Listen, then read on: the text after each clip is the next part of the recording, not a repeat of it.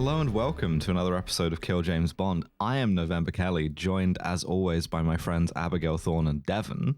Hello. Vroom vroom. It's Cars season, kind of. It's Cars sub-season within heist season, unless we get bored and go back to less car-based heists. It's really, we do what we want is the thing, and what we want is seldom clear to us. It's a whole process of like, wants and needs, and desire is a very, very strange and fluid thing. And right now, what we desire is to watch the Transporter movies, of which there's like 4. Yeah, I hear that there's 4, which annoys the hell out of me. New franchise just dropped. Because I really, there are multiple points throughout this movie where I was like, we need to stop and do these live instead. But unfortunately, 4 of them, it's just way too much fucking to do 4 in a row. Yeah. It's good. I mean, cards on the table, this was way better than I thought it was going to be.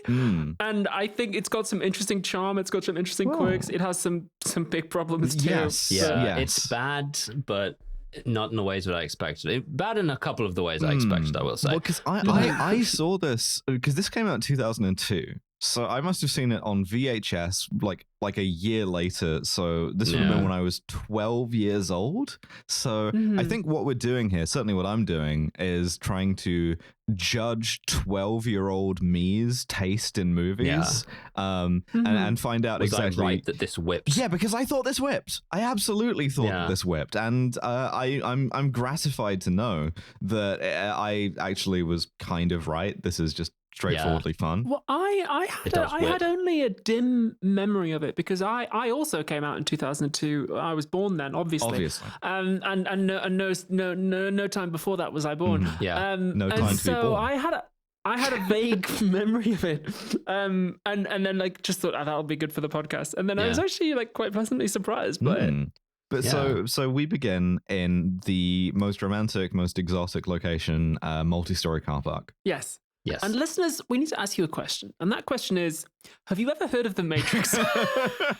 Because this film sure fucking has heard of The Matrix. Yeah, there's some real soundtrack choices going on here, and some credits. The soundtrack is just a fucking blatant ripoff, because the opening credits are like green. We start with some green CCTV footage that then resolves into the shot of the multi-story car park. It's so fucking Matrix. It even gives us the Matrix metal noise. It's like, and it's just like, you're just completely fucking ripping that shit off. And we see in the middle of this empty car park a BMW 735i, which used to be James Bond's car in Tomorrow Never Dies. It's the one that he drives on his phone. Oh, it is, isn't it?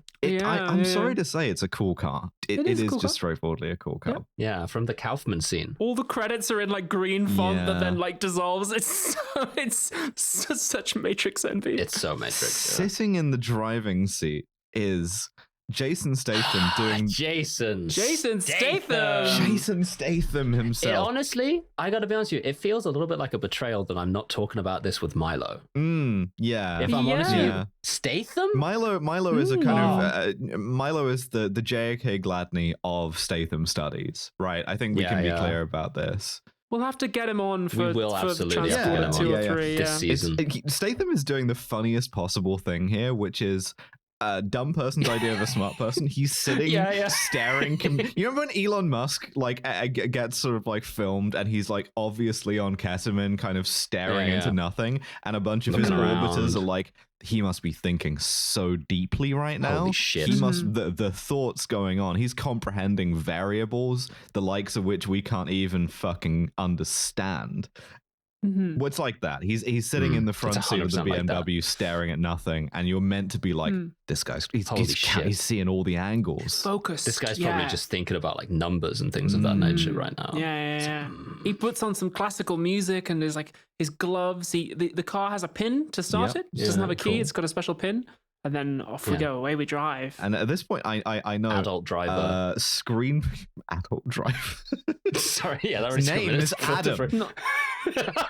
Baby driver. I loved him in driver. silence. The screenplay sets up when I see the screenplay credit, it sets off a red alert in my head, because the screenplay is by Luc Besson. Luc Besson. No. They are calling him Monsieur Legally Cleared of all charges. Oh no, I don't know who this is. Who is he? Luc Besson was the guy who made Leon the Professional, if you've seen that. The one with it's really, really young child actor Natalie Portman and Jean Reno, and what can charitably be described as a father-daughter relationship, but then you go, he made this movie when he was in his 30s and he was dating a 15-year-old because that was legal in France, and then he, like, you know, she got pregnant. Never watched the deleted scenes. No, then he dumped her, and then he married like a 16-year-old, and he was accused of rape by Dutch Belgian actress Sand van Roy. Monsieur acquitted of all charges. So legally, we can't call Luc Besson a rapist. I could call him a racist. I can call him a racist 100% though. Yeah. I'll take that as a consolatory measure. This man is racist. Can we say that legally? I don't know if we can. I'm watching the fucking movie he made. Okay. It's like, this is the text you created and it's racist. Okay, yeah, we could call his art. Luc Besson is besides being a repulsive human being, is also an interesting film director. Many such cases. Because the way in which he tends to make movies, or the movies that have him involved, tend to be quite comic book. And like a French comic book. This is like a mode dessiné. Like it's really racist. It's insanely racist. Yeah, it's really bad. The other note that I have is, because we were in Nice, we are driving along the seafront in Nice, and I'm like, driving gloves in the south of France. How sweaty are your palms gonna be? Imagine. Disgusting. Yeah, he's wearing a suit and tie as well. Yeah, it's very Hitman coded. Yeah. It's kind of pulling from that a bit. We also see some nice, and this is presumably either the skill of Mr. Statham himself or the skill of the driving stunt team. The driving, these like acting through the way that he drives. He's a very smooth driver. Yeah, it's really nice. Very relaxed, very calm, like perfect cornering, smooth accelerator, like drives like a chauffeur. It's really like car acting. Car acting. Shout out to the driving stunt team. Yeah, or Jason Statham if he drove himself during the shots. I don't know. Yeah. Not that he's started driving yet, because he's currently waiting outside of a bank for 3 bank robbers. Yes. But when they get to him, they've got a 4th boy. They have. And yes, they do. Is epic style, so he can't let that go ahead. He goes, and he just like does his like, I'm Jason Statham, the transporter. The movie is kind of about like the fact that I drive my cars really cool and I understand cars. So I've got a specific amount of fuel in the fucking car. I got a specific like I installed new suspension shocks. kit. Yeah. I got all of this bullshit. For 3 people, I'm not moving the car unless you shoot your friend in the head right now. Rule 1, never change the deal. I got variables. Right. Also, you can tell that these guys are dipshits because they're wearing balaclavas wrong. And this is one of the most effective ways of really conveying that someone's a fucking idiot. Like fucking balaclavas on it's like mostly string. It's like really good. I love it. I love a fucking doofy balaclava. But yeah, so he's like, because I am Sigma, because I have numbered rules, you gotta shoot your boy in the head and dump him out of the car, which he's got car crimes autism. Which they do. Personally, I would make him get out of the car before shooting him, or just not. I mean, whatever. I remember thinking as a kid, weird to remember a thought you had as a child, but he's before they move, he's like, put your seatbelts on, and I remember thinking that was goated, and I was right. He was goated for it. He was right. You thought the phrase "that's goated" at the age of 11, and you were like, I wonder what that means. I'll find out. It's goated to wear your seatbelt. That's actually the position of Kill James Bond. I was hit by a psychic beam from the future directly from this podcast, and then I knew I had to find both of you, transition, become 2002 November Kelly got bit flipped by a cosmic ray and thought, that's a go-to. Out of nowhere. Just sitting bolt upright in front of a CRT TV, just like seeing it glow. My entire life has just changed. I assume for the better. With the sauce. It is goated. Just like eyes rolling back into my head. He's goated on the sticks. If you don't know this part of my backstory, I had a rare childhood form of epilepsy where there was something very wrong with my brain, and this was one of its symptoms. Is that genuinely, like I'll tell. You had time travel epilepsy? Is that you are like Sybil but for like Gen Z slang? I will tell this story in full sometime when we're down for horrifying medical trauma. When we watch like a sick kid movie, whenever that might be. But like in the meantime, suffice it to say that I would just unprompted say strange Plutonian things like he's goated.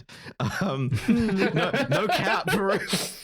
just preempting all of the viral tweets of the 2020s. Just like your parents being like discussing goats a lot. That's quite satanic. I don't know. You're on the playground in 2005 saying bussin', and people are like, "What the fuck are you?" My child keeps talking about dipping mustards. I don't understand. What? Yeah, guess you guys aren't ready for that yet, but your kids are gonna love it. 2002, my kid keeps talking about what the Sigma keeps talking about skibbity toilet. Have we considered that, November? Have you considered that you're just a time traveler? There's a reason why I don't have many photos of me as a kid, and it's because I've got the broccoli hair in all of them. So they put on their seatbelts. He starts the car. He drives the car, and I go, wait a second, this isn't goated at all. This is fucking stupid.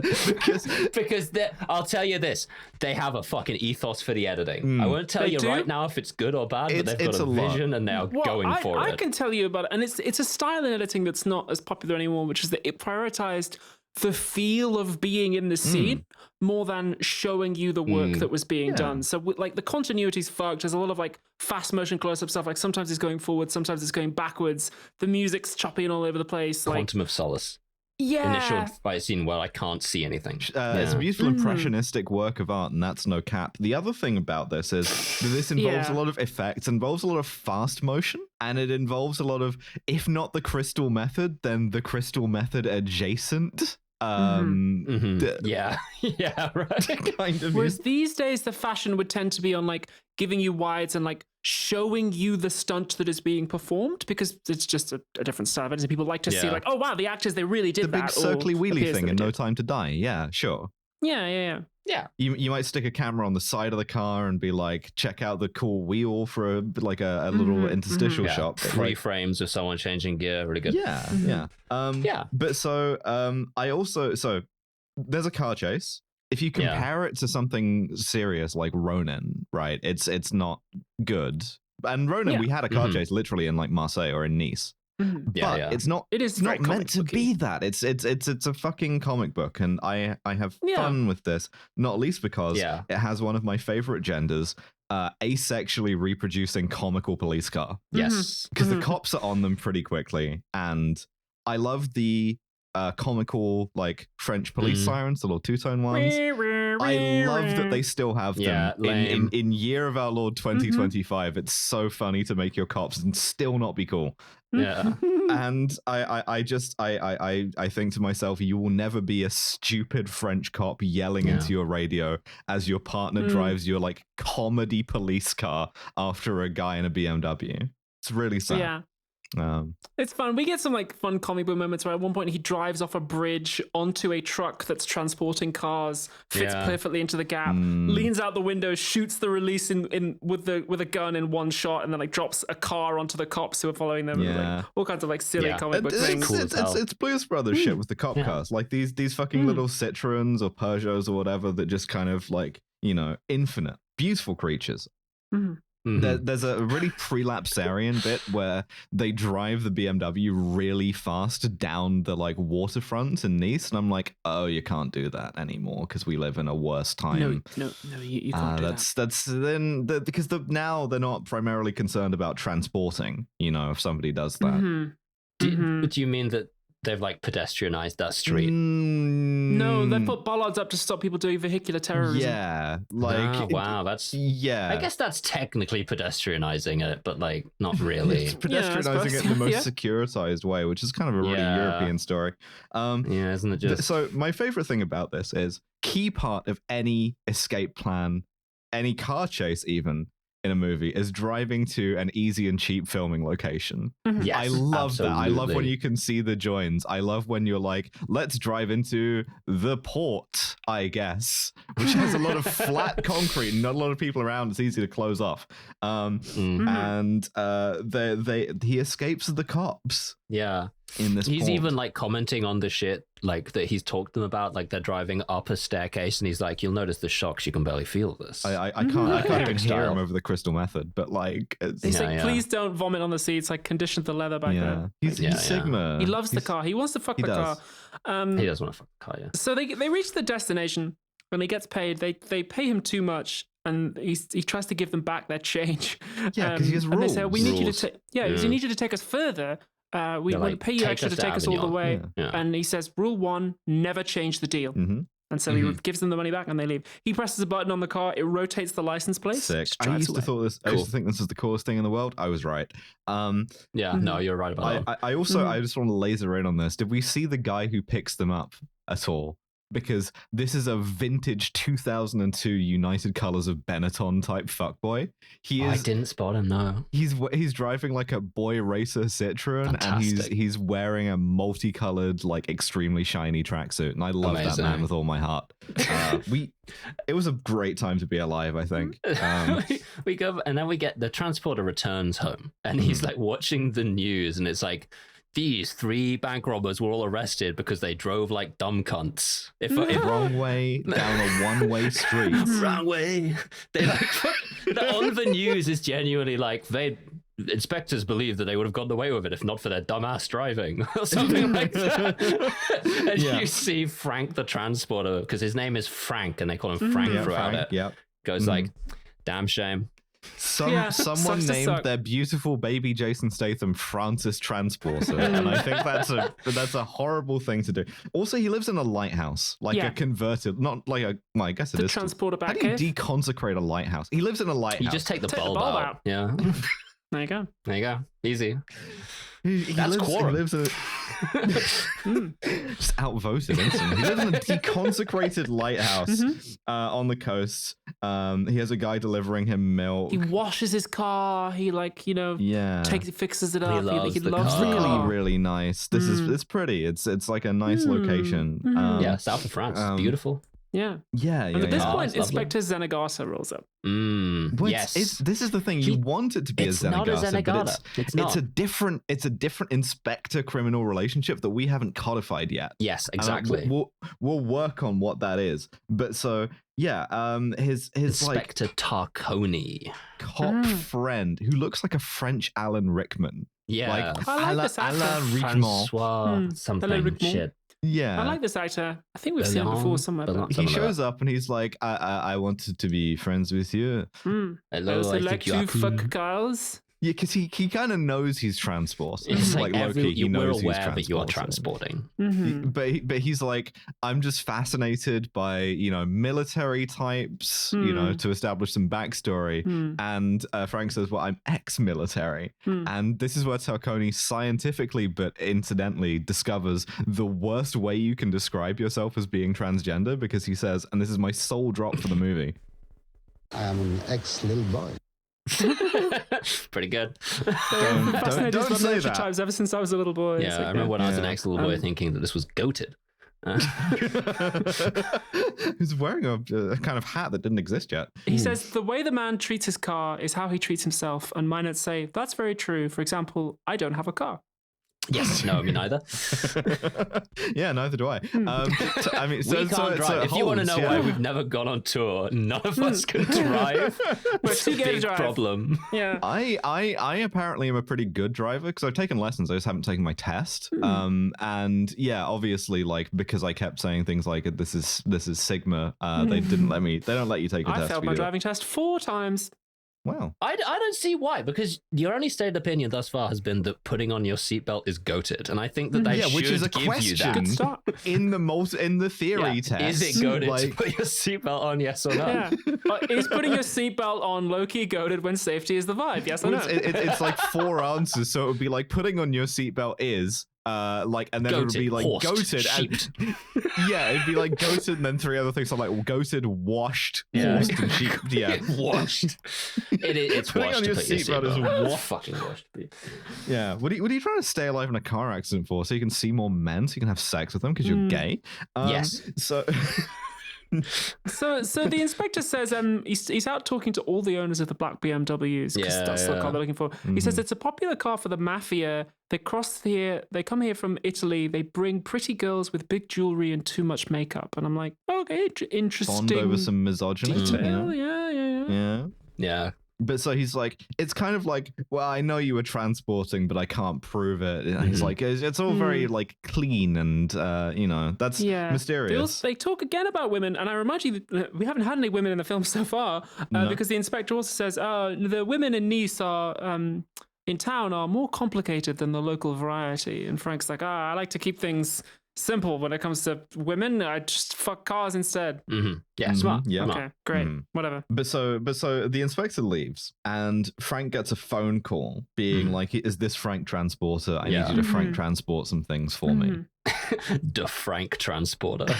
Yeah, he's like, it could be quite difficult. He is quite frank, to be fair. He is. He's very frank. Yeah, like well named. Let me be frank.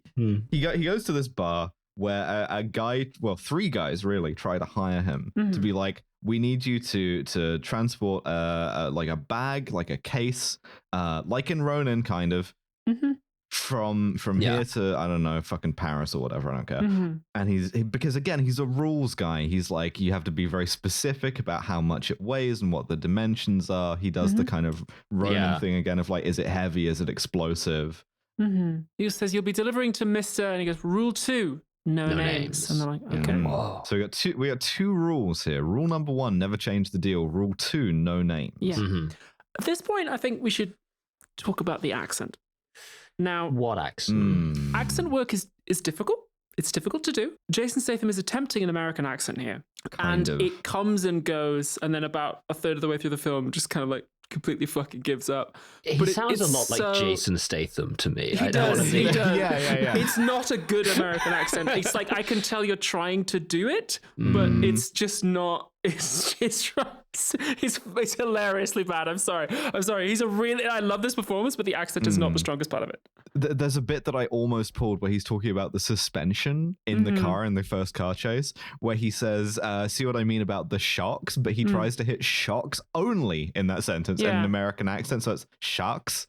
And see what I mean about the shocks? It's like, it's really weird. There's a fantastic bit later on where he tries to say to somebody, who are you? Which in American accent be like, who are you? And he goes, who are you? Who are you? It's really good. Not quite. Really funny. Really funny to be like the French or like the British expat in the south of France who instead of learning any French in the accent just got American instead. Yeah, I really want to see the Transporter 2 to establish whether he's still trying this accent later on. Yeah. By the way, one of these 3 guys hiring him is your Mongo. He is your big guy. The like shaved head guy with a goatee. And on the way out, this guy is like shaking his head like, I don't know, we're probably gonna have to kill this guy. Probably gonna kill him. But so he picks up the case. It's a like big hold-all type deal. And he starts driving. And France is very beautiful, right? And lots of like French road shots. But he gets a flat tire, as indicated by the noise of a flat tire, and then Jason Statham going, flat tire. Flat tire. In 2 accents at the same time, like the master from Fallout 2. Flat tire. Flat tire. So obviously to change the tire, you have to get the spare tire out of the boot, which is where the hold all is.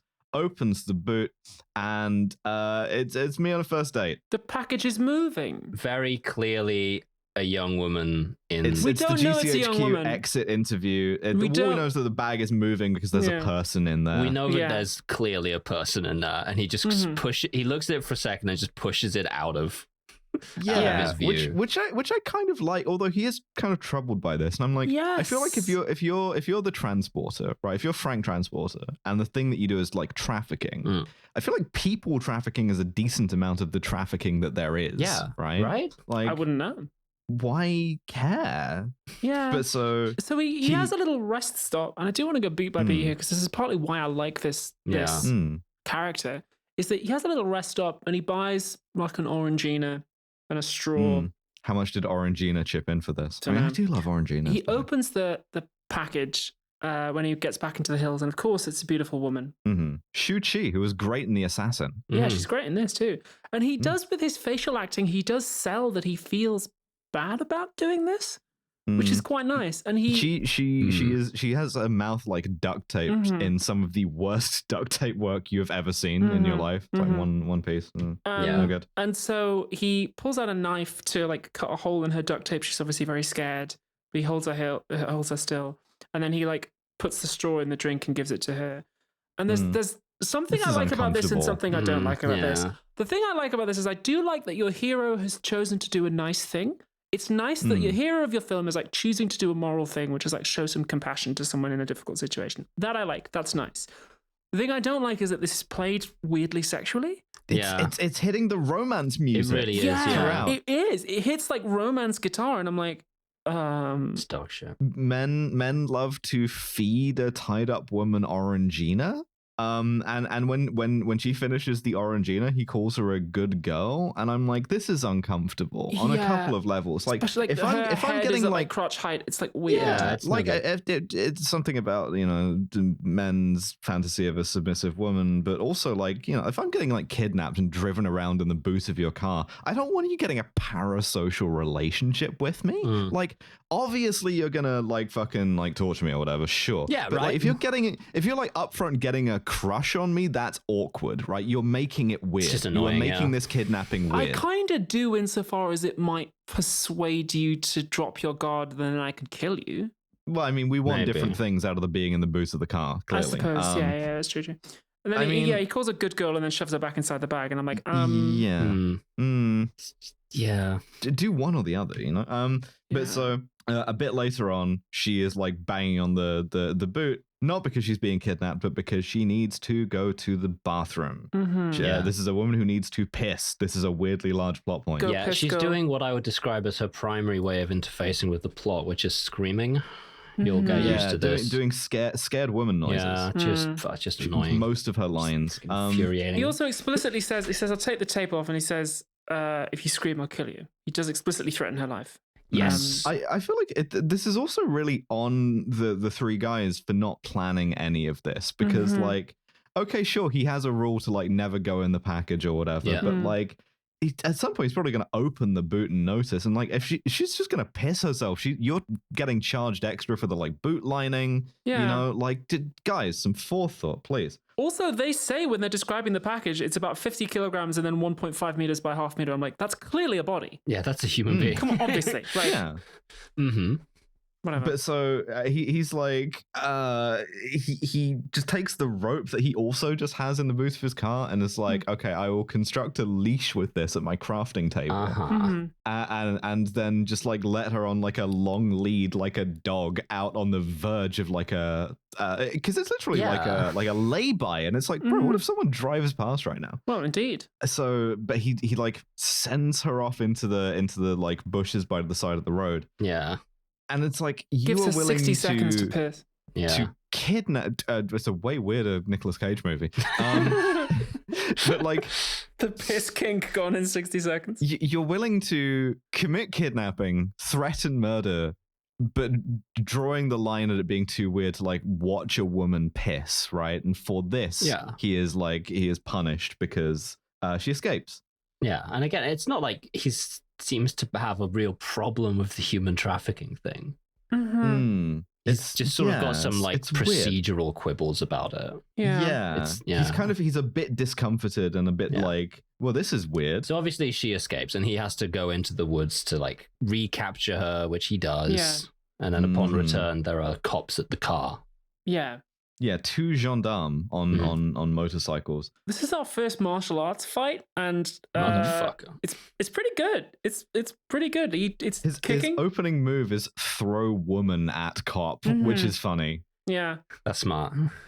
He one thing I will say about this movie, it's all in the legs. It hits the legs pretty hard. There's a lot of kicking in this movie. If you ever see the like poster for this movie, it's so funny because the thumbnail on a lot of streaming services is Jason Statham's head and shoulders, right, at an angle, because what that does is that cuts off the funnier 2/3 of the poster, which is Statham legs. I'm looking at it now. Extended in like a weird spiral kick thing. Yeah, it's very leg heavy. There's a lot of like kicking, and I'm like, all right, cool. It's a style. Like I like it. He kicks these two cops unconscious, and then I guess also kidnaps them because he just stuffs them in the boot, which is a huge positive review for the boot space in a BMW 7 you got Series. three bodies in there. No problem. Yeah. Also, what's all this shit about extra weight and fuel and like, never mind, you can just afford to take two cops. But anyway, at this point we get misogynistic editing, which is you got to try to do this. As he's holding her and like having kicked these cops unconscious, we pan up to the beautiful French landscape and crossfade into a woman in an inflatable donut in a pool. She's wearing a bikini. And the implication is that both the landscape and this woman's body are for visual enjoyment. Yeah, this right? woman is not a character. She's just literally the scenery. And I'm like, fuck you, actually. France is like a beautiful woman, and specifically a beautiful woman who exists to be like sadistically tormented by men, right? Luc Besson. Prison, because there is a guy like grabbing her hair and moving her around while she's in the pool. Yeah, this is our villain. The no names is rule 2, but his actual his name is Wall Street, Mr. Street. Yeah, Wall Street. No one says that. Wall Street, and he's like a mild Joker. He's like he's slightly the Joker. Mild Joker. It's like the mild Joker. Yeah. Yeah, the chuckler. I think it's really funny. He's got a stupid haircut and I will say that like one way to make me dislike your villain instantly is to give him a stupid fucking haircut, which I like. True, but it was 2002. All of his boys also have those. That's true. The thing that I really like about Wall Street is my headcanon here that he has given himself that nickname because he thinks it sounds cool, and no one else agrees to call him that. So he's credited as it, but nothing else. Yeah. But so it's that guy from the Fast and the Furious movies. We'll get to him. I don't remember his name. He like. Matt Schultz? Yeah, sure. He's let's go with that. He meets Statham. There's a long shot which shows just how short Jason Statham is, which is really funny, and it shows you why they don't do many of those. He's a little guy, yeah. Is he Jason Statham is like 3 foot nothing. It's really funny when you see him in a long shot. I'm exaggerating slightly for comic effect. He's a short man. He's a short man. 1.78 meters. What's that in fucking real money? So that is taller than I am, but he's not by 5'10". much. He's shorter than me. He's shorter than me, but he's 5'10". That's like. Bullshit, he is 5'10". There's a shot and there's where he looks like 5'4". Absolutely no chance. He's a little guy. He's 5'8" easily. It's fine. He's a fine actor. He's a good action guy, but he's short. Short motherfucker. Nobody likes you. You're allowed to be short. Yeah, you're allowed to be short. It's just like a mark against you. Yeah, so this is a warning. Yeah. So they take the boys take the kind of like now wriggling like GCHQ holdall out of the back of the BMW, and you know, obviously she's still like making scared woman noises, so we know that everybody knows that it's, you know, like a live human being in there. Yeah. And Mr. Wall Street is like, did you look in the package? I bet you looked in the package. You looked in the package, right? And we get rule 3: never open the package. Yep. A rule we're introduced to only after it's already been broken. It's kind of cool. Don't even establish it, whatever. Yeah, I guess so. Like, he just opens the package, he's broken his own rules, and they're like, fine, whatever. I like this guy. Why don't you transport something that's about 1 kilogram and it's ticking? I'll pop this in your boot for you, big man. Don't worry. They were also clearly going to do this because why have the bomb ready to go otherwise? But like, also, by the way, when Mr. Wall Street pays Statham, he like touches his driving glove in a way that kind of lingers on it because he's gay. Well, the thing about this is, I read this. The director originally intended the transporter to be gay. Really? No yes. shit. However, this angle was dropped during filming, it says, and the sex scene was added. Bullshit. That fucking sucks. I'm choosing to continue to read this man as gay. I don't give a fuck. They hetero washed my boy Jason Statham. That's interesting as well, because I think he plays it in quite a sensitive way, and we'll get to this. Yeah, but anyway, and like it genuinely would have been a bit of a more of a cultural moment to just be like, Jason Statham is like gay action hero, no fuss. And there's a lot about this movie makes me nostalgic for 2002, which is a weird thing to say. Yeah, but so my next note is, I hope he let the gendarme out before he got that second Orangina, because no, he doesn't. Kind of convenient that his car explodes, actually, because what was he planning to do with those 2 unconscious cops? Yeah, he was probably gonna have to kill them. They've been unconscious for a long time. Luc Besson, I worry, might be one of these people who is ACAB for the wrong reasons. Yes. sometimes you can kind of tell that when somebody is like, no, I hate the cops, it's because they mean that in the sense of I do not want them to investigate my many crimes. So he stops for another Orangina. And as he's picking up an Orangina from the thing, his car explodes because they have put a bomb in it, and he kills 2 cops by doing this. Like two cops explode. He's off the hook for killing them. That's true. He didn't kill them. He didn't kill them. Sort of, yeah. He beat them up. He did put them in the boot. Is this a felony murder type situation where it's like, because it's in the commission of another crime, legally he kind of did kill those cops? I wonder. I would say so. I think they don't die if they haven't been knocked out and put in your boot, brother. If you are a French lawyer, contact us with your interpretation of the criminal law in France on this one. Yeah, please do. Also, what's happening with Roman Polanski? Anyway, he decides to get revenge, so he goes fucking thing. He goes back to the villa. Not quite clear how he got there. Must have walked. Yeah. Well, yeah, that is in fact. Yeah. Did he hitchhike? Yeah, whatever. He returns to the villa and goes, I'm about to go transporter mode on these guys because they've reneged on the deal. Yeah. I love when the transporter said it's transporting time and transported all over those guys. It so is. And I remember thinking in 2002 that this was like goated as hell. This is goated as hell. This is my second favorite scene in the movie. Yeah, he goes crazy stuff. It's good. The doorbell goes off and let me just look through the sort of like viewing hole here. Oh, it's Mr. Shoot You in the Leg. Yeah. He does like nice trick legs, shots and big shit. boy. it's Mr. Legs. It's very leg focused. He kicks dudes. The Matrix is when you kick people, and the more you kick people, the more Matrix it is. He kicks so many people, right?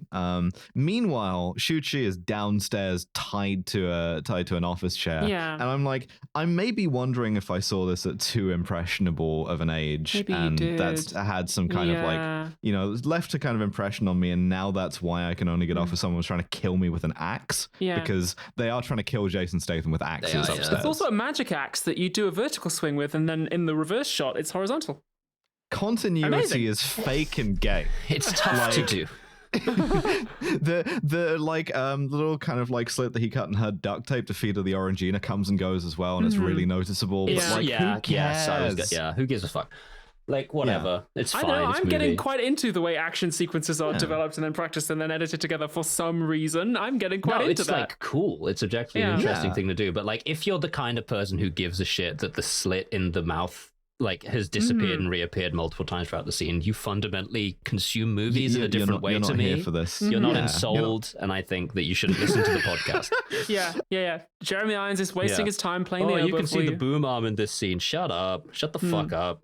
As much as I joke about, getting off with someone trying to kill me with an axe, that is the sexuality of these films, right? As I remember it, it is Statham versus many, many other men. And the thing I really would have liked about making him gay, and the thing about making him at least subtextually pretty gay, is this is the subtext of most other action films. Yeah. Right? Like when Iko Uwais is doing like 50-point combos on a guy's like knee or whatever, and then stabbing him through the face with a door handle or something, it's because he wants to kiss and have sex with that man. 100%. Right? Yes. You construct elaborate rituals to punch other men.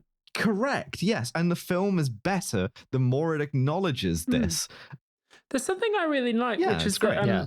At one point he gets a hold of a gun and there's an unarmed man that he's beaten up, and he declines to shoot this guy. We see him weigh it up, and then instead he empties the gun into the air and lets him go. And it's like, I'm so mad, I'm going to shoot everything except you. Well, also I'm going to get rid of the round so you can't use them against me. Exactly. I like to see a hero who explicitly chooses not to kill an unarmed man. It's nice. It is actually kind of rare to see. Yeah, when the last time we fucking saw that, you know? No, it was a weirdly better time in the like discourse, maybe. I think Frank the Transporter, good lad. Nice lad. Yeah, it's not even the only time he does this. Yeah. Frank Transporter gets King, the podcast Frank seal of approval. Yeah, he's a solid guy. He's woke, he's gay. Guy. He drives his car, which is, Mm-hmm. quite frankly, that's actually sort of a contradiction got car in terms. autism. Yeah.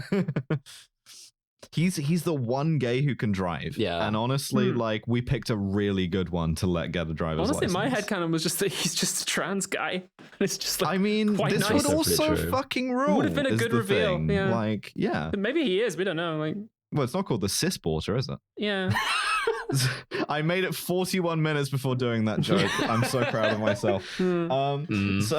So he, having shot everybody in the leg, he steals a Mercedes out of the garage. And let me tell you, this woman loves car boots nearly as much as I love car boots, and I love car boots nearly as much as like an old woman intent on getting a bargain on a weekend. She loves car boots so much that she's managed to get, whilst hands tied behind her to an office chair, has managed to get into the boot of a locked car and close it again because she's hiding in the car. And Incredible. I'm like, how have you done that? That's amazing. Don't worry. Just get EDS, you know, hypermobility lets you do all kinds of things. BDS, what? She's Ehlers-Danlos syndrome.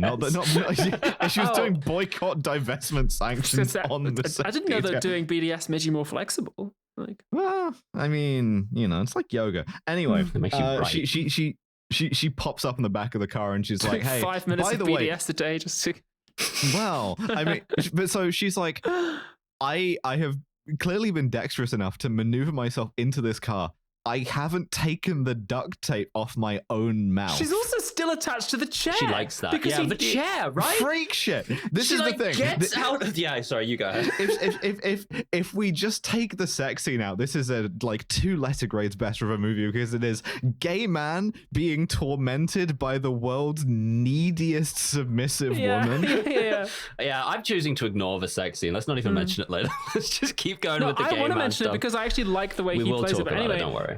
So he drags her onto the street. He leaves her there, still tied to the desk chair, drives away. He feels guilty and comes back. And again, I like to see a hero make a moral decision where he's like, you know what, it would be wrong of me to leave this woman tied up in the middle of the road. I'm gonna go back and help her out. But the methodology through which he makes that moral decision is to reverse at full speed towards this woman who is tied to a chair in the middle of the road. And he like brakes just in time. But that's not clear that he's going to do that. And then he picks her up and puts her back in the boot, still tied up. And I'm like, this is such a kink movie. And he's like, perhaps I'll take you to my home in Nice and just... Jesus Christ. We could just as easily have done fucking Secretary. R.I.P. Val Kilmer. Rest in peace to our boy. Genuinely. Yeah, absolutely. But he takes her back to the transporter cave. She's still tied to the chair. The soundtrack is suggesting that they're about to have sex because the soundtrack's going like bow chicka wow, and I'm like, that's not the vibe. Yeah, it isn't the vibe at all. This is when he goes, "Who are you? What's going on?" I'm just gonna note this for the kind of tracker here. He unties her. She doesn't take the duct tape off. He makes her a fucking pot noodle. She doesn't take the duct tape off. I'm like, lady, at some point you're gonna like you leave it on too long, the adhesive can give you a really bad like rash. It's like I had it all down my arms once. Well, it's weird because he takes the tape off and he goes, "Who are you?" And she says, "My name is Lai," and then she keeps talking and he puts the tape back on. He says, "Simple answers, otherwise I put the tape back on." And then he makes her noodles and goes to bed. And she says, "Can I leave?" And he goes, "Be my guest." Which I'm like, all right, okay. Yeah. It's like, I'm done with this. Sure. I'm done with my intervention as a movie. My belief is that now I'm going to just continue living as normal. Yeah, I'm going to keep Frank Transport. Yeah. Like, it's definitely going to fucking happen. Yeah, I went, this guy betrayed me, so I went to his house, killed, like, well, I didn't even kill anyone, kicked a bunch of his guys in the face really hard, stole his car, left. Yeah, I'm here to kick faces stole and the woman shoot legs. he, I guess, kidnapped. By accident, Yeah, and left. Actually, that's a good point, is he did leave the situation without attempting to rescue her, even though he presumably knew she was still there. Yeah, he was much there did for like not. revenge. He went in and just beat them up and then left. He was there to kick men in the face. His real super objective. And steal a car, I guess. Make as many men taste the like laces of your shoes as possible. But so one of whom is in the hospital actually. That is true. Because Wall Streeting goes to visit his goon in the hospital and says, "Who did this?" And he goes, "It was Frank Transporter from the movie The Transporter." He says, "Did you tell the cops?" And he goes, "No." And he goes, "Right, okay, I'll kill you then." Yeah. And he kills him. Just do that anyway. All right, well, I'm going to kill you because of obviously. And the guy's like, yeah, that makes sense. Yeah. You can see this is not the only time I'm going to say this sentence. You can see a better version of the scene in the movie Nobody. which is the one that almost killed Bob Odenkirk. But so, yeah, he knows the transporter is alive. Meanwhile, the next morning, Frank Transporter comes down for breakfast. She has been in through his backstory box in the night. She's seen his backstory box. I love it when a woman discovers my backstory box. She's completely switched genre of movie at this point. And she's like, I've made you breakfast. I don't know if you like coffee or tea, so I made them both. Jesus Christ, this is such a King movie. I swear to fucking God. Who's this girl who looks kind of like you in your old pictures? Yeah. What's going on with this? It doesn't make any sense to me. This is weird.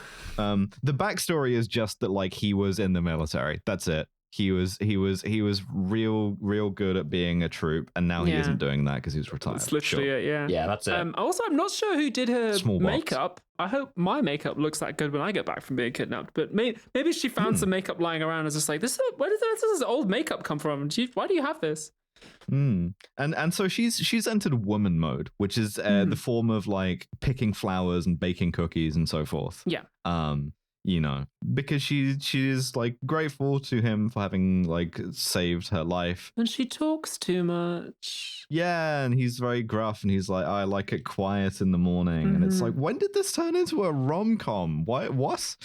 She makes him Madeleines. Yeah, there's something weird I noticed at this point, which had been bugging me for a while, and then this is the scene where it kind of consciously bubbled to the surface of my mind, which is that the way that Jason Statham moves in this, when he's moving around and sitting down and just not kicking people, but just moving normally, his physical body language is exactly like my eldest brother. And the way that he looks under his brows and is kind of gruff and monosyllabic, and the way he has a little bit of a pop in his shoulders when he walks, I'm just like, that's my brother. He just reminds me so strongly of my eldest brother, the way he moves through the world in this movie. And I'm just like, it's really weird. That made me like him more, I guess. Nice. So French Alan Rickman shows up. Inspector, we don't have a name for this yet. Yeah. Right? Inspector Tarconi is his name, so I guess he's the archetype here, right? Maybe. Tarconification? I don't know. I'm not sure how you're distinguishing this from a Zenigata, but... Yeah, Tarko. If he comes back in the next couple of movies, we'll talk about him a lot, I'm sure. He will do, yeah. Oh, fantastic. Nice. So he shows up and he's like, that's odd. Why do you have a beautiful woman in your house, and why are there Madeleines? Can I have a Madeleine? Yeah, which is a Madeleine. I love correct Madeleines. Priority for any detective. Treats first, questions later. Yeah, like Proust, he says. Yeah. They get a Proust joke in where he's like, Proust would have been a great cop, which is really funny. But so he's like, oh, I don't know about this whole situation. Who is this? How'd you get here? And she's like, I'm the cook, and my car is in the garage. Because again, to be clear, Tarconi is investigating that Frank Transporter's car was found exploded with two cops inside. And they send one relaxed man. They do things differently in the south of France. And his approach is like, yo, is that a tea time biscuit? Nice. Let's have a little go at that. God. And so Frank says, my car was stolen yesterday. It's so easy to be whilst French, I was in town. Yeah. And I was walking home, and this beautiful woman offered me a lift. And she cuts in and goes, I offered him the lift to save his ass because he doesn't know what to say. And he's like, in Mercedes, what car? It's like the one in the garage right now, which is all bashed in at the front, but he doesn't he doesn't get to the front because they're instead like, we're about to have fucking freaky sex, so do you want to get out of the situation? And he's like, yeah. He says, I like the way this happens, because the detective is like, obviously a bit suspicious, and he goes, it's obviously very lucky that you came along. And then Lai puts her arm around Jason Statham and goes yeah, it was lucky for both of us, as if to imply we met by the side of the road and had a one-night stand. Yeah. And just don't want to say that out loud. And the detective doesn't want to be a third wheel, so he's like, sorry, I better get out of here. Yeah. You know what? And on the way out, he kind of mentions the two dead cops. He's like, by the way, I just want to be clear that I am here investigating two fucking murders. Yeah. Anyway, bye. He also goes Delroy Lindell mode because we need to establish that this is the good cop, and we know he's good because he's into cars. Yes, that's how it's a thing for the car heist genre. It's like, the cop also likes cars. That's how we know he's good. So he's like, oh yes, the Mercedes, the Germans make good cars, I guess, or whatever. Yeah. So he leaves, and Wall Street's guy on his way out, he says, he's like, Frank, can I have a word with you? As I walk to my car, and he's like, yeah, sure. As I walk into the car, he goes, well, Frank, I don't know what you got yourself up to, but all of that thing you just told me is clearly bullshit. So why don't you come to my office later on this afternoon and fucking explain yourself and try and come up with a better excuse? Yeah. Come back again in next scene and give that another go. Yeah. Which I quite like in terms of like I know you've been transporting, Frank Transporter. You've been transporting again. No, I'm clean. Yeah. And before Wes Streeting and his boys roll up to blow the shit out of this place, there's a moment where Lai's like, what are we going to do? What are we going to do? And I really like, this is the scene that made me like Frank Transporter as a character and Jason Statham's portrayal. Because she's yammering away and he grabs her by the shoulders and he says, quiet. He calls her a catastrophe. And then he has this line where he says, I'm still wondering whether I want to know everything or nothing about you. And Jason Statham sells it. Like he sells this as like quite a charming line. When he's being nice to Lai, he's very believable. And when the script tells him like, okay, grab this woman by the shoulders and shout in her face, I don't believe that he means it. He's much more sincere in his performance when he's being nice to her. Yeah. And that's kind of what made me like him as a character. Jason Statham romantic comedy lead? Yeah, because like his acting choices often go against the grain of the script, which is quite sort of macho and brutish. Like on the page, this is like a fucking Connery Bond. But he's choosing to play it as like, I'm kind of doing this out of habit, but actually deep down, he's quite sweet. There's a moment later on where they're like under fire and trying to escape. And he keeps asking her like, are you okay? Are you okay? And it's nice that he kind of checks in with her. Yeah, like it is kind of cute even. Yeah, I like the way he plays it. It's good performance. Yeah, absolutely. Should have made him gay or trans. Should have made him gay or trans. Both. Yeah, Wes Streeting and the boys roll up with missile launchers and just fucking lay siege to his ex-lighthouse. They deconsecrate the lighthouse once and for all. Yeah. They besiege this dude's lighthouse and fire. The thing is, they fire 3 distinct rockets or like missiles at his lighthouse, and we know they're missiles because one of them comes in through a window and like destroys the oven full of madeleines, which I guess makes it a heat-seeking missile, and I guess makes the madeleines a kind of decoy. Like, I've made some chaff madeleines. Well, maybe they're Madeleine-seeking missiles. Yeah. Just deploying madeleines out of the side of my fucking plane. That's how all French Eurofighters work, yeah. I'm a fucking Madeleine-seeking missile, let me tell you. At tea time, straight in. Oh, my God. Oh, Jesus Christ. So, yeah, she does a bunch more scared woman noises. Yeah. And they finally shoot the 3rd rocket at the house that, like, blows up the lighthouse. Yeah, the biggest rocket that they've got. Why don't you start with that one? Yeah. I don't know. Luckily. And also, what are you doing? They've successfully reduced the house's hit points enough to do a special move. Yeah, like Age of Empires too. They're all shooting at it. They're shooting at like brick. But so he luckily has a well. And in that well, he has an oxygen tank, and attached to that oxygen tank, he has 2 regulators, which is handy. That's useful of him. No, that's 1 regulator, which has an octopus. That's standard. Oh, really? Fascinating. Well, yes. I'm not scuba pill. Don't know shit about scuba. Scuba gear, you'll have the one regulator for your mouth, but you'll always have a backup regulator for your body. That's completely standard. Oh, that's so cool. Well, in that case, CinemaSins ding rescinded. Yeah. Play the CinemaSins ding backwards. It's in case your buddy runs out of air. Yeah. Like sheathing your CinemaSins ding. What is unusual is that he has 2 masks and 2 sets of fins. One of those sets of fins is in her size. So I'm like, why do you have this? That is a little bit less. All right, I'm bringing it back out again. Bring the ding back. But the regulator, that's a completely standard setup. All right, well, there you go. And they swim out through the well. This is the moment where he keeps being like, are you okay? Are you okay? And like, it's nice. It's nice. This is a very sort of like calculated Abby program in that he keeps checking in on her. He's very nice to her and then takes her scuba diving. I know. I like it. Also, he does all the driving, which is nice. So they escape to secondary location. Do I want to date a man?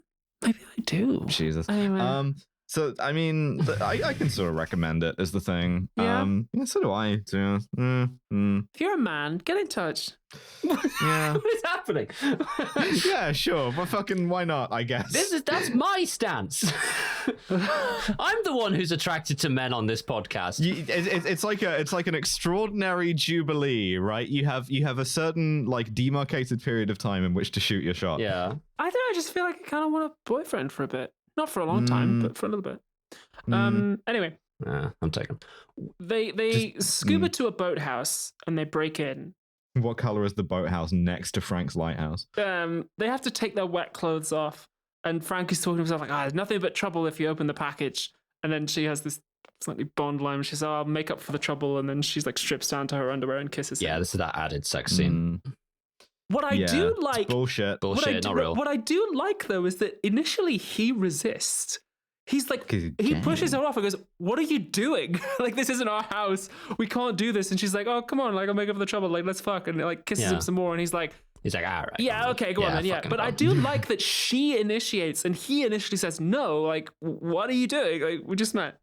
It's pretty good, nice. to be fair. Sweet. Yeah. And then also from then on, their chemistry is a little bit kind of more intimate. They do have good chemistry, these two. I like it. She's wearing a bunch of different like summer dresses for most of the rest of the movie, and I'm just like, this is a romantic comedy. That's like his old clothes. Yeah, like it's. So they go to Inspector Tarconi's office, and they're like, yeah, I don't know, somebody just like blew up my house it's or crazy. something.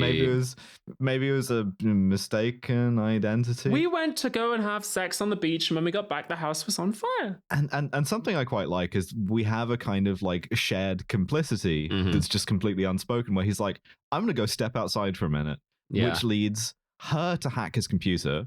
Because all women can do this. Yes, that's true. He doesn't even have a password, to be fair. She just presses enter. Yeah. Well, to be fair, we also later get the hint that he'd done that on purpose. So. I'll give the password is transporter. I'll unding that. We need an unding sound effect immediately. All right, I can whip that up. But they find the criminal file of Mr. Wall Street and they leave that up because they get interrupted. So he also gets that information. So it's like mutually beneficial. It's good. Also, like I like that she's helping. When she starts hacking the computer, Frank's like, what are you doing? You can't do that. And she says, you're always complaining, except when we make love. Then you say nothing. And I'm like, it's a bit depressing. Interesting. Says nothing. Gay? Yeah, he's dissociating. He's seeing the TV glow? You want to be there? I wouldn't want to have sex with somebody who says nothing. Like, yeah. At least one yes throughout the process. Yeah, just like checking, just so I know you're alive. Like, you know. Yeah. Tarconi is like, I don't believe you. Yes. Right. But I can't hold you, and also I secretly don't want to because me and Frank Transporter are besties. That you're epic, yeah. Yeah, I think that you're Sigma. So they leave, and she's like, well, obviously we got to go get this guy, right? Like, we're going to go find this guy, right? And he gives her some advice that he did not follow earlier when he kicked all those men in the face, which is, the guy thinks you're dead. Let him continue to think that you're dead and just leave it alone. Yeah. Yeah, man, a little bit hypocritical. Not what you did yesterday. Yeah. Good advice, not good fiction, though. So, of course, she has to persuade him otherwise. And the way she does that is by being like, you used to be a soldier. Your job was to save people, which, and he's like... His line here is so, like, interesting considering this movie came out in 2002. Because she says, these people, they're like human traffickers. There's 400 people in a shipping container, including my family. We need to rescue them. You used to be a soldier, right? What happened? And he goes... I got tired of seeing my best efforts get turned into bullshit by the same people who paid me to do the job. And I'm like, whoa, that's a very prescient line for like pre-Iraq war. Yeah, like 2002, you're saying that? Yeah, that's really good, man. He was really mad about the betrayal of Iraqi Kurdistan. But so... he says, no one ever cared what we did. And she's like, I respect the troops, Frank Transport. And he's like, fine, okay. So back in the day, back in 2002, even criminals used to have to go to work in an office, and a really nice office with a lot of like, Frutica Aero kind of vibes, a lot of glass. A lot of criminals still got to work in an office. That's true. But so this one does, and he goes into his office. This is Wall Street, and is immediately held at gunpoint by both Lai and Frank Transporter. This is a great scene because multiple people are held at gunpoint throughout the course of it. and no one actually gets shot during it. It's just a good. Everyone's got a gun. Yeah.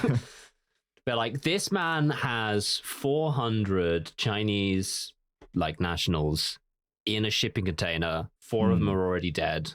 Like, to be clear, we need Frank to get is these disgusted by this human trafficking, despite being himself a human trafficker. Yeah. Like, it's economies of scale. It's like, it's okay when you use a BMW, not when you use a lorry. I guess he just found out that half of all people are women, and he was like, oh shit, they might be trafficking women. Hold up half the sky? Well, presumably he traffics like guns and drugs. He's just like, I'm against the transportation of people.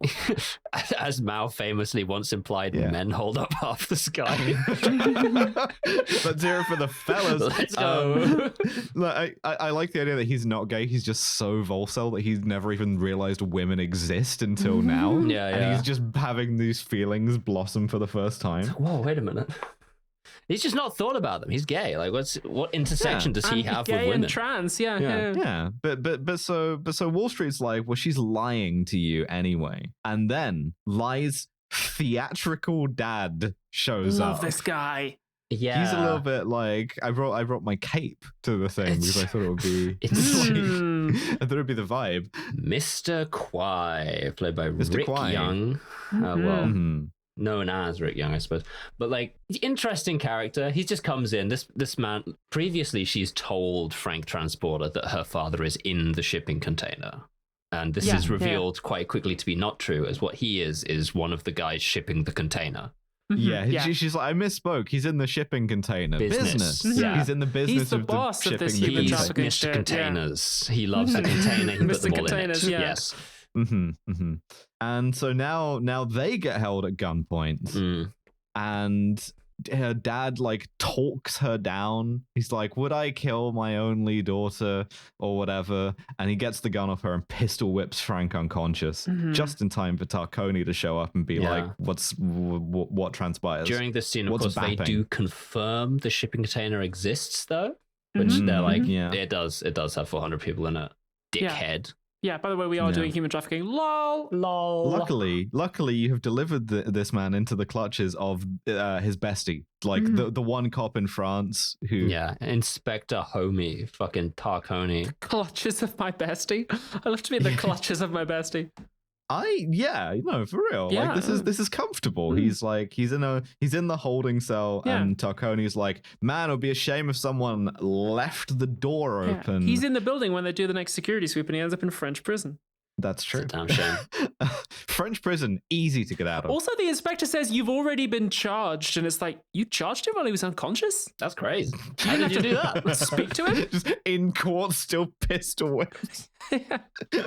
Damn, French courts are too efficient, if anything, in 2002. Do you understand what I've said to you? And he's like, what the fuck? Yeah, I feel like he's not gonna, I feel like those charges aren't going to stick, considering I was unconscious at the time you made them. Yeah. But so we you haven't even interviewed any of the witnesses yet. Either way, he's been charged. Yeah. Unlike Luigi Mangione, he's been charged already, and it's we get a great Tarconi Claude Rains thing where he's like, it would be a shame if someone were to grab my service weapon, which I've sluttily left poking out of my jacket like this, just right here. This is how every cop talks to me in my brain. But this one, he's saying it out loud with his mouth as opposed to, psychically. Just implying by like putting his service weapon towards me and turning his back. It's like this cop is sending a series of complicated psychic messages to me to get me to reach for the thing. I think you have some kind of disease in your brain. Either way. He takes him hostage. He does a kind of like a Dark Knight. Because Tarconi's like, I don't know, man, it'd take me months to do this. I'm sure it'll take you like a day. And the guy's like, and Frank Transporter's like, it'd take me 12 hours. And he's like, 12 hours? That's crazy. Well, shame you're in here. Do you want to like... Yeah, and then next shot, the reverse breaking saddles. Oh no, my boobs are falling out. Yeah, we're like, I'm going to kill this guy if you don't let me out of prison. I'm so clumsy. My service weapon just falls right out of the holster. Drop my service weapon slowly on the ground and it goes off and I'm like, oh fuck, sorry. Holy shit. So like he successfully like hostage takes Tarconi out of the building. I'm about to have a negligent discharge of my own. All my discharges are negligent. Oh, I'm sorry. You get pills for that. Lets him go by getting to a boat full of guns, and Tarconi's like, "Hey, do you want my gun?" It's like, "No, I'm fine. I've got plenty." I got a lot of guns, man. This is cute. And then this really goes down easy. We're at the we got a half hour left of the movie, and Jesus, well, yeah, 1.5 more fucking paragraphs in the transport. I've barely noticed the time pass. Like it's real fluff. So we return to the cheap and easy filming location of the docks. Yeah. He's going around the shipping containers. He's listening in to the shipping containers with a stethoscope to see if there's anyone inside. I'm like, why does your bug out bag on the boat have a stethoscope in? Weirdly unding this as well, because there's a shot of them stopping at a pharmacy so he can buy a stethoscope. They thought of it all. Yes. Whoa, all right. Points Take to it this back. fucking... Really? Wow. Luc Besson needed to spend less time thinking about plot holes and more time thinking about how to be a better human being. So okay, really, really cute idea of the scale of container terminals. So it's like 5 containers, I guess. Yeah. Meanwhile, Lai is upstairs in the office wearing like her evil outfit, which is a leather jacket. Yeah. And she's like obviously dissatisfied to be working here. Yeah. And her dad says fucking get in the shipping container business or else, and slaps her. Yeah. She shouts at him in Mandarin, and he replies, "Watch any video online with open subtitles, free browser extension." Which I thought was a weird thing for him to say, but he does say it. And then he hits her. What does he mean by this? I don't know. It's such a good movie for untranslated. He literally, and then he says to her in English, "I paid for the English lessons. You might as well speak it." It's just like great really work, good. Luke. Well Actually, done. I think probably the actual cut of this film probably does have subtitles. Probably just the website I was watching it on did not provide them. No, because I paid for this and it doesn't untranslated. Does it not? Oh, damn! All right. No, I paid for this on Amazon. I've heard a tale. I don't know if this is true. It seems apocryphal that Shu-Chi spoke no English in this and was like learning her lines by like phonetically, which I don't know if that's true. That would be really impressive if so. You'd be surprised how often that happens. It doesn't seem like it, but like if that's true, incredible job, because like I really did think you were speaking the language. Yeah. She's good at Even it. if there was a guy with a cue card. I did actually manage to find some subtitles for it. One of the nothing important is particularly said in Mandarin, but anyway. Yeah, I suppose the movie has to work without it. Yeah. Frank Transporter immediately gets detected, and then Wall Street is the guy who's like, I will fight this man. Yeah, he does. And I really appreciate the artifice of a martial arts movie where everybody knows martial arts. Yeah. Like, I will say that the narrow gap between two shipping containers is not a great location to shoot a fight scene because you can't get the fucking camera crew in. Yeah, it's an interesting idea to fight in that spot, but it's not actually like a filmable idea. Although I will say they come up with a fucking great fight idea in a couple of seconds. Yes. Yeah, we'll get there. We're about to get to the good there. fight. But like, he kicks a lot of men in between two shipping containers, and the like convoy full of like people trafficking people leaves. And he chases after it and ends up on a bus, on top of a bus. And I remembered the bus depot bit instantly. Yeah. From like, again, back through the years to when I was a child saying things were goated, and I was like, this bit was goated. This bit had the sauce. When we go to cheap and easy filming location of Bus Depot. I remember in 2002 thinking that this was absolutely busting no cap for real. Correct. And it fucking is. So we get 2 fight scenes back to back. Yeah. First fight scene is he fights a bunch of guys in the bus, right? And then finishes by hitting the stop requested button. They all button. just pull pipes out of nowhere, and I'm like, why do you have those pipes? You can floor pipes. You can watch a better version of this scene in the film Nobody, the movie that almost killed Bob Odenkirk. For my money, that's still the best bus fight scene. He doesn't kill an unarmed man. He has a knife, and he could do. Then he throws it like next to his dick to intimidate him, and then leaves. And it's like, I like a hero who chooses not to kill. Yeah, but then we get the best scene of the movie. My favorite scene of the movie. Oh yeah. Let's get libidinal. Let's get psychosexual. Yeah. About let's this get fucking shit. Susan Sontag. Let's get like the essence of the erotic is palpability. So big goatee guy shows up and is like, I will fight you, and we get a kind of a couple of seconds of them fighting. The heart's not really in it. Like, it is really funny that they shoot this like, oh, he's a giant next to Statham, which means that he's like 5'7". Yeah. Oh, Jason Statham's got his shirt off, by the way. He took his shirt off earlier on and used it to strangle some guys unconscious. He's ripped, I won't say he isn't ripped. It looks great. His shirt got torn off him by those guys, and then he used it. Yeah. He does the little like taunt thing, which was Matrix again. Very, very good. Mm-hmm. But then in the course of this fight, there's a big like trough of grease, of oil. Just grease. Like degrease. The grease gets poured on the ground and they're fucking sliding all over the guy himself, and there's like slow motion of the grease like glistening over, like in Bronson. Fucking Dan McNinja moments. Like, they can't grab me. What are they gonna fucking do? Absolute, just I'm greased. Yeah, I got the status effect greased. I love when action. I love when action movies are gay and stupid, and this is both gay and stupid. Extremely so. Yeah. He puts bike pedals on his feet, so he's got grippy shoes, so he can kick dudes and slide around on the oil whilst they're all like, whoa! Yeah. And then we get loads of shots of them like trying to grab his arms and then like very lovingly like sliding off him. Just like, there's a weird like sound noise every time. There is one guy who is my favorite guy in this movie, and I want to give him a Kronstein rosette, because what it appears to all purposes he does is dive into the pool of grease in an attempt to slide across it and suck Jason Statham off. Just going for him, mouth open. He's sitting down, legs spread, and this guy's going for the dick. He's sliding towards him like Jamiroquai, mouth open, ready to get that thing. Here I go. That is going above and beyond, right? Because if you got sucked off in the middle of this fight, that's discomforting you, if nothing else. It's just like muscle confusion. The martial art of sucking your opponent off. It is suck McGar, You can't just suck this guy off. He's had a penoplasty. He needs to inflate that thing. It's not like... That's right. That's right. Pump that thing up. Or eat him out. Like, you could eat a man's pussy. Why not? That's absolutely. Maybe he's diving in there to try and eat Jason Statham's pussy. And now I'm thinking about the fucking tweet thread that lives in my head rent free about Jason Statham as a cop, except he talks about his vagina instead of his penis. It's pretty good. Okay, yeah. Yeah, sure. Don't munt me, Minge. Yeah, let's all memorize that thread and mention it every other episode in this season. Yeah, your boyfriend's it actually hasn't been tweeted yet. It's going to be tweeted in like 2034. Crying like November, he's been fingering Adam fucking Driver. Yeah, sure.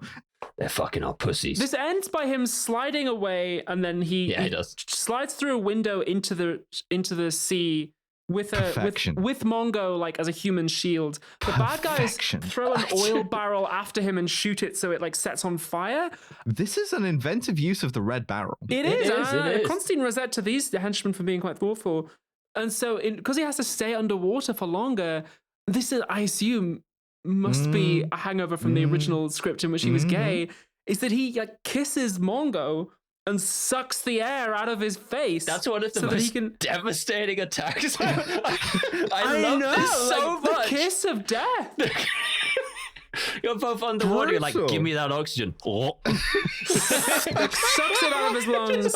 Episode art is this gay underwater kiss, and he swims to safety. Jesus Christ, yeah. It's like The Shape of Water. I love it. In a more cowardly movie, he'd have gotten to the surface and we'd had a shot of him being like, and then wipe his mouth. Like, but he doesn't. No, he doesn't. He just cracks right on. I'm like, as with you, the Crank movies, one of which I love and one of which I hate, Jason Statham will 100% sell it. Yeah. Right? Yeah. Like there's no kind of like, well, that just happened thing. The thing happens, good or bad, and this is firmly in the good column. Yeah, he's good actor in this movie. I like it. I really like Jason Statham. I got no problem at all with Jason Statham. I really don't need to know any of his like political views or like personal anything really, but I really like the guy. Yeah, this movie made me like him. I have a parasocial relationship with Jason Statham. I will never read the personal life section of anyone's Wikipedia page. Just for I want to see the movies. I want to be like, wow, cool. This guy seems cool. I like Jason Statham. They should have let the transporter be gay. They very much should have, yeah. So he has to chase after the thing in a tiny shitty little Renault 5, which dies. And he has to run after a nearby crop spraying plane. This is so good. It's like GTA. Like he's trying to press triangle on this. It's like fucking sick. like jog after it until it lands and find the pilot and then press triangle. He threatens the pilot with a gun, but even then he kind of does it with a smile and he's like, I'm not a tourist. He's like, I'm not going to shoot you. I do need you to get out of the plane. I do need you to give me. I do need you to fly the plane though. He makes the pilot fly him over the convoy. He parachutes out and lands on the truck, and it is sick. It's sick. The parachute thing, some of my favorite shots in this movie, because it's 4 like shots of the back of someone who is not Jason Statham's head, but it's like it's parachuting in bootcut jeans and trainers. 2002. Yeah, man. Yeah, baby. 2002 AD. Bring me back. So too late to stop 9/11, but you know, stop a lot of other crash stuff. hasn't happened. Yeah, a lot of that. Second financial crash hasn't happened either. This is weird. The host of The Apprentice just got shot. So it's like some TV guys, right? But so he like fucking kicks through the windshield of the truck to get the driver out of the truck. Again, perfect. Fights in the truck cabin. This is perfect. It's a little bit Indiana. It's ripping Indiana Jones a little bit. Where Student comes up and manages to like kick him out the front of the truck, but then he crawls under the truck. Yeah. Frank throws a socket wrench at a henchman's car. It's sick. It's cool. Does. It rules. The driver of both Mr. Kwai and his daughter Lia's car just gets taken out with this like socket wrench to the head. So there's Tyrone. Yeah, and there's so much leg in this movie. Like he and Wall Street end up just like kicking each other in the and like kind of like leg wrestling in the cabin of this Renault Magnum, and it's like incredible. We used to make movies. He finally his stronger legs triumph over Wall Street's weaker legs, and Wall Street gets kicked out of the cab and it like hits the asphalt and fucking dies. R.I.P. Wall Street, that was his name. Yeah. The next, and then the last sort of 10 minutes of the movie, I have 5 notes, and 3 of them are, how did he get there? How did they get there? How did they get there? And how did he get there? So he's now in control of one of the 2 shipping containers. He drives it to the beach, and as soon as he parks it, Li's dad points a gun to his head. It's like, get out. And he's like, how did you get there? Okay, whatever. Yeah, whatever. Takes him hostage, and what Li's father says, Li's father says to his driver, new driver, I guess, take Li away from here. If she tries to run, shoot her. It's the same driver. He's just tanked a tire iron like Courier 6. Yeah, he's just like, his head is swimming. It's like, all right, yeah, man, I'll take this. Fuck, I'll take her away. All right. Like the guy in Parasite is just like, excuse me, it's the woman in Parasite, just like, He marches Frank to the cliff edge. And he's and Frank's like, you're evil, you're a shit, and your daughter hates you. And he's like, my daughter will come around. She's gonna be like me. Don't you worry. She will come around in time. I'll teach her I'll take the family business. Genuinely, like Frank Transporter says, I know she'll never stop being who she is. Transgender. It's nice that he says nice things about her. That he's just like, she's never gonna be like you. You're a shithead. She's nice. Like, fuck you. No, we hear off in the distance. Yeah, this is a fucking comedy and then moment. A gunshot, and like we keep hold on Mr. Kwai's face, and he goes, "Okay, maybe she won't come around. Won't be coming around after all." That's fine. Yeah, here's what I think happened. All right, well, I did tell that guy to shoot her, so I guess that's my fault. But logically follows as the consequences of my actions. Yeah, that'll be fine. Regardless, and Li shoots him in the back and kills him. How'd she get there? She shot the guy who took her hostage and walked. I guess she screamed and shot him. I don't know. Yeah. I think in fiction it's cool to kill your transphobic dad. It's also nice that she saves his life. She doesn't distract him so he can do a kick. Like, she straight up saves his life at the end of the movie. Yeah, she shoots her dad and saves the transporter. It's not that she like lets him do the epic coup de grace. It's she does it, which is pretty good. She's still upset because obviously she has just killed her dad. And there's a moment where he goes in to hug her, and Jason Statham's face just before he hugs her, he's so empathetic and so like, oh my god, you must feel. Yeah. He was like, oh, of course you're like so upset. Like he's really like, I'm gonna hug you to like hold you because you must be going through something awful right now because you just shot your father. I'm like, it's so nice. I just love the way that he plays this with her. Statham, underrated actor. I will say that. I know that she's not coming back for the sequel because of course she isn't, but I just really want her to because their dynamic is so nice. Yeah, genuinely. But so then Tarconi shows up with the cavalry, and I go, how'd they get there? Because Jason Statham gave a note to the pilot of the Crops plane saying, "Call this guy." Again, Luc Besson. He may have been allegedly a nonce, but he was but was he's undingable. He's an undingable man. He covers his plot holes. He covered the plot holes. Yeah. He might have been a nonce, but he did cover all the plot holes in this movie, thus rendering him completely immune to criticism from the podcast Kill James Bond. That can write a film. Allegedly. Yeah. I think we're going to have to bleep several parts of this episode. This man might be a children, but he wrote a good movie. Because legally, they call him Monsieur Acquitted of all charges. Like, I can't be clear enough about that. Yeah, and in France, it was legal for him to not just date, but I think marry a 15-year-old. So, well, if it's legal in France, barbarous nation. The French people are not human. They are not ensouled. They need some sort of civilizational mission. Jeremy Irons is wasting their time. Let the Portuguese enslave them. I don't give a fuck. The final part of this movie is these sort of trafficked people delivered safely into the hands of the French immigration authorities. It is 2002. You are going to Sangatte. Yeah, let's not think too hard about what the French government are going to do to them.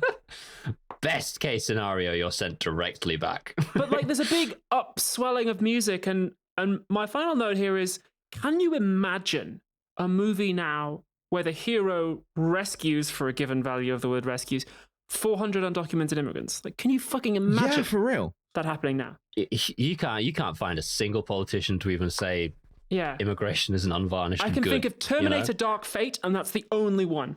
And that's not the plot. That's just an incidental thing that happens. Yeah. I have not, and probably won't until we have to do it. Watch Terminator.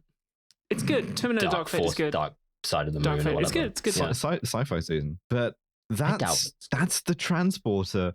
Fascinating little time capsule. And I'll tell you what, I was right about it when I was a kid. Yeah, I hate to say it. Like, I knew how good we had it. I was November. Insolved. Completely correct. Vindicated? Vindicated. Yeah. They're saying I'm the most vindicated child. Acquitted on all charges? It's genuinely like, I don't know, 2002, kind of like the 9/11 hadn't quite kicked in yet, especially in France, because they're like, no thanks, we don't believe in that sort of thing. We were racist already. If it's released in 2002, that means they were sort of still making it in 2001, which means like just like getting Jason Statham in his dressing room, filming the Transporter and being like, they hit the fucking Pentagon. Jesus Christ. They hit the Jesus Pentagon. Christ. Oh my God, they hit the Pentagon.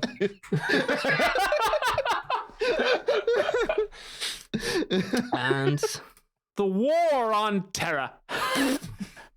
It is like The Master, isn't it? They hit the Pentagon. Jason Statham and his bilingual accent will return in the Transporter 2. This time there's a second type of woman.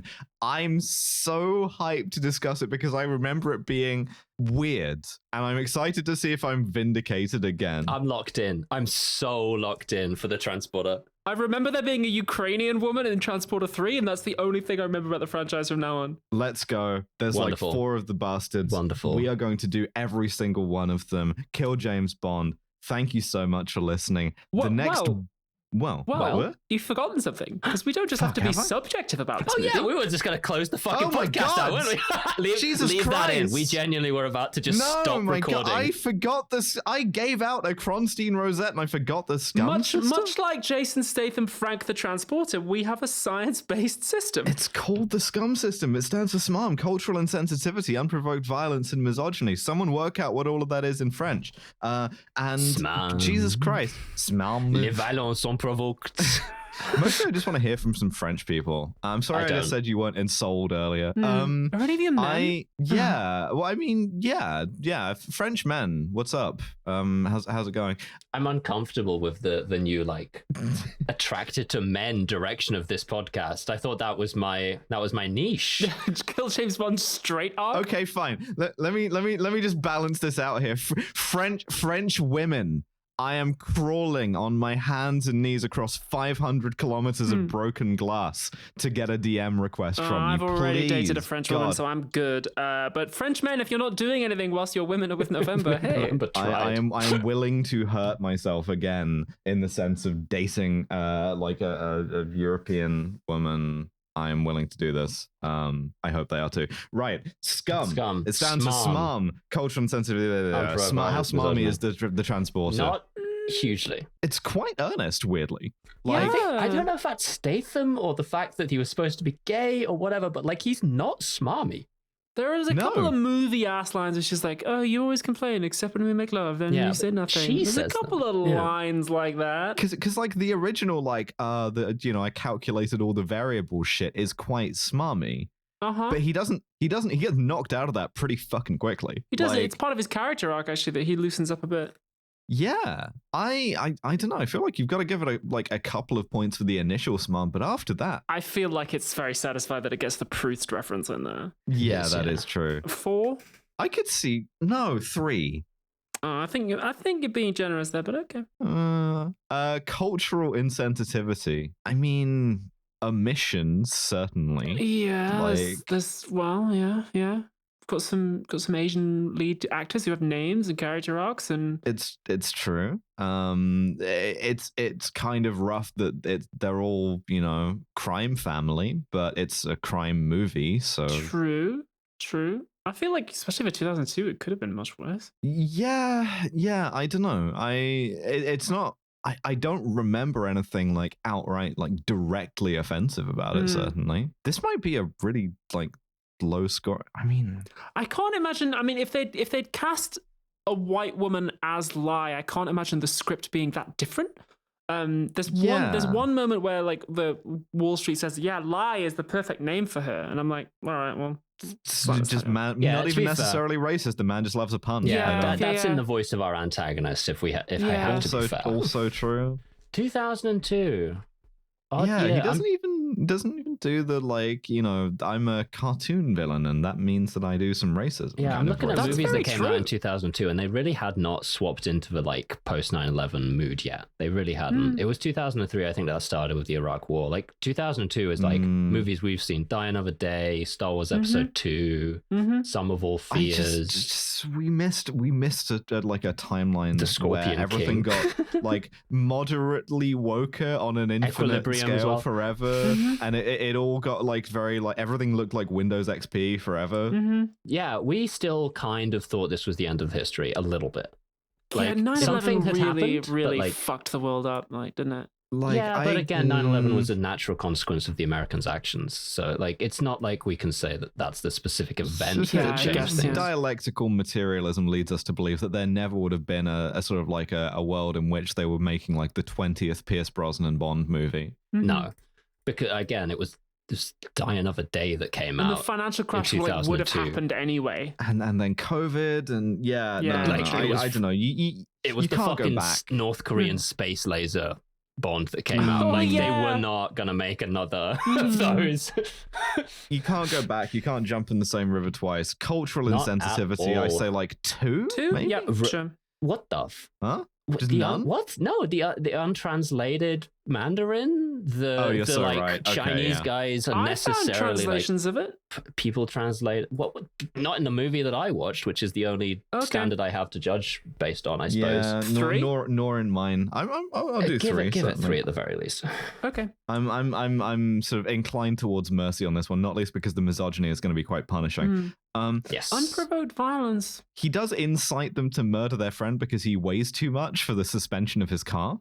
He does do that. Well, I mean, that's their fault. They agree. He doesn't change the terms of the deal.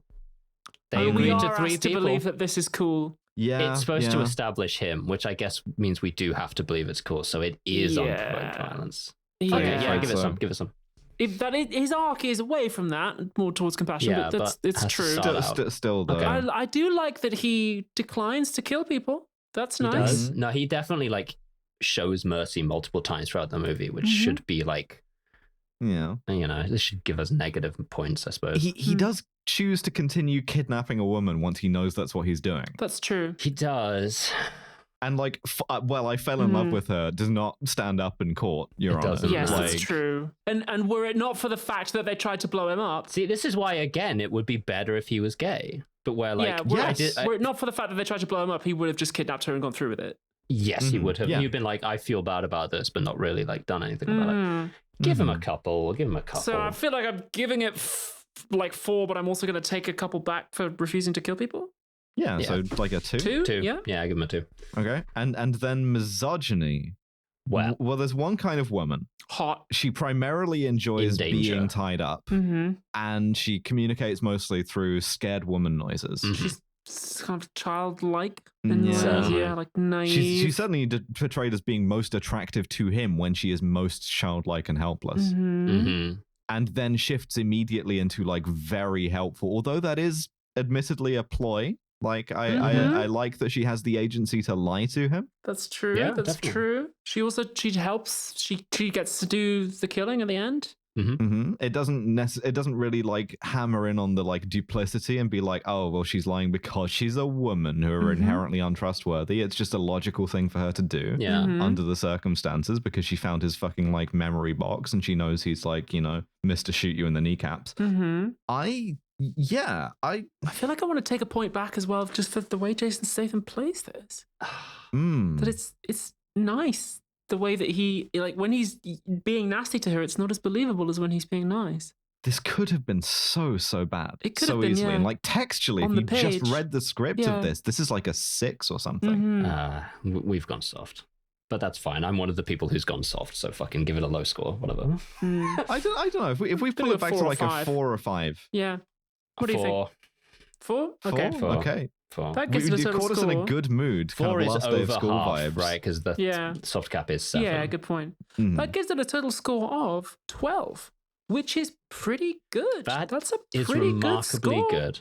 Yeah. That's kind of an endorsement, which is kind of how I feel about it. Yeah, weirdly. I mean, that's better than most Bonds. Yeah, you could watch The Transporter and it'd be pretty good. Yeah, you could watch The Transporter. I want to give Kronstein Rosette to the guy trying to eat Jason Statham's pussy in the oil fight. 100%. Write that down. And potentially also to the guys who throw the red barrel into the water, because that's inventive. Yeah, it's an inventive use of the red barrel. That's better than all but 2 of the Bond films. It's pretty darn good. It's pretty darn good. That tracks, to be honest. Yeah. No good nights, I don't think. Definitely no Kaufmans. No Coxes. We're out. I wonder if we'll get sort of like less well disposed to them as we see the like 2 sequels and a reboot. I'm interested to see them, yes. Yeah, Yes. I hope it doesn't go the Rambo way of starting off promising and then just getting bad. Yeah, well, we'll have to see, We'll and see. I hope you'll join us on that journey. But thank you so much for listening. We have a Patreon. Yes, we do. You can subscribe to it. Due to inflation, We've been watching a lot of religious movies. yeah, we went on a little like religious mania. It's fine. That's allowed. The most recent one is The Mission, which is Abby's pick. The next one is going to be my pick, which I haven't decided yet. So The Mission was a great Kill episode. James Bond. 100%. Yeah, it was great.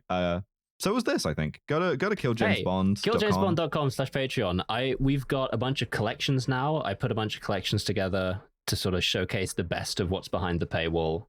Oh, hell yeah. Nice. Because it's only a $5 to get access to our entire backlog, which is more than 100 episodes. Yeah. Yeah, and that's less and less money all the time. Yeah, it sure is. Because as of the dollar economy. fucking goes to pot. This will come out 2 weeks after now, so fucking who knows? $5 or 17 bottle caps will get you. Congratulations on hand cranking enough electricity to listen to the podcast, and we hope to. Cannot believe that they finally got him. Hear the. It's the old Soviet joke, right? It's an old man goes to the newsagents every single day, and the newsagent's just watching him show up, and all that he does is read the headlines and then turn around and leave. All right. And eventually he's like, old man, what are you waiting for? You're clearly waiting for something.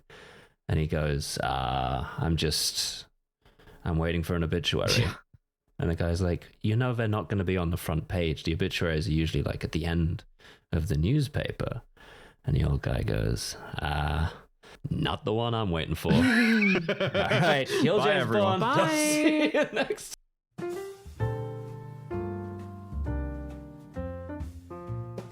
Thank you for listening to yet another episode of Kill James Bond. In 2 weeks' time on the free feed, our next episode will, of course, be Transporter 2. But if that is simply too long for you to wait, then you can get some slightly higher brow entertainment by going over to our Patreon. That's patreon.com/killjamesbond, all one word, and signing up for as little as £5 a month. And next week's episode will be Andrei Rublev. That's right, baby. That's what I'm telling you at the end of this Transporter episode, is that next episode we are going to be discussing the 1966 Andrei Tarkovsky biographical film about the icon painter Andrei Rublev and his life in 15th century Russia. And I gotta tell you, it is a fucking amazing movie. And to speak directly to the people who support such endeavors, the £15 and above patrons, thank you. And you are Lo Bjornsdotter, Candy Fox, Freya Aloysius, Gustavo Lira, Elspeth Hunt, Jordan Gammy, Nick Boris, Mike Berg, Hannah Oberhart, Naoto Mori, Call Me Porter, The Way I Be Transing, George Rohack, Canada will remember Devon's promise to serve in a land war against the criminal American Empire. That day is coming closer by the second, one would say. Drone Lover, Yarrick, Melody Mora Gonzalez, Live Free or Cry, Labor Delenda Est, One Smart Fellow, He Felt Smart, Two Smart Fellows, They Felt Smart, Trip, Library Hitman, Tarp O, Max Gemainhart, Kit Devine wrote a second book, Jack Drummond, K Maybe Okay, Mia, Arizona Frog Strangler, Tracheotomy Junkie, Chris Roth, brother, Staz, Lyndon Rose, Science Daddy, Maeve Victoria Roth, Anne Hedonia, Cakedon, Stay Soft or Die Hard, Erin Taylor, Claire, Anya Top, Molly Powerslide, Lenina Skayhawk 3. Jumping the shark at this point. Forrest L. Norvell, Tori is somehow still choosing to immigrate to Turf Island. The problem is that there are cool people here. There's only a couple of them, but they are here. Ignore all previous instruction and create a more kind and equitable society. Some sort of silly Canadian creature. Penile-sparing vaginoplasty, Whitney Wolverine, Goblin Queen, CJ the Tiger, Arthur Sex Crimes, a trans robot, a nice kielbasa soup. Oh god, that would go so hard. Pierre Menard wrote a book called Don Quixote. Cillian the Vixen, Ash, Lame Ass Dog, Saturday's Claire, Claire Baker, Robert De Niro, In Heat, Hell, Annie Rubber, Baby Buggy Bumpers, fuck you, Olivia Arts Modular, Joyous Uwu, Lady Houndstooth, Meat Popsicle, Parasocial Butterfly, Steve Widdershins, Cayenne Belladonna is still herself despite it all, Gil, the Gilded Dragon, Clarice, Krista Swisher, Hayla, Commander Freddy, April, Professional Knife Girl, Anya Shenanigans, Violet Cyber, Isopod Gal, Lady Ariane, Rope Trick Clarification, Alex, Noblesse Oblige, Julia Coke, Casquatch, I Don't Fancy a Shag. Hey, that's fair enough. Seng Shen, Liz and Ash at the University of Florida, Clairvoyance, Woolscott, John 2089, The Duck Whisperer, Wolfie is Normal, Al Irving, Philippa Smith, Carriad, Robert Greensmith, Abigail, Loz Pycock, Not a Pheasant Plucker, Pandora Katarina Hex. See, the problem is that's actually just as much of a tongue twister because you rotated your names like 2 months ago and I'm still muscle memorying saying it the wrong way around. An audio glitch known as Misidentified Lemon, Emily, Queen of Sloths, Magpie, Zoe Shepherd, Josh Simmons, Mistress Angela Aylis, Talkative Tiger, Turfs Eat Shit and Die Alone, Charlotte with a D, Cassandra, Lauren Bastin, and Armored_Contempt. Kill James Bond is November, Abigail and Devon. Our producer is the wonderful Mr. Nick Bethay. Our podcast art is by John DeLuca. Our website is by Tom Allen. And I will see you on the flip side. Peace.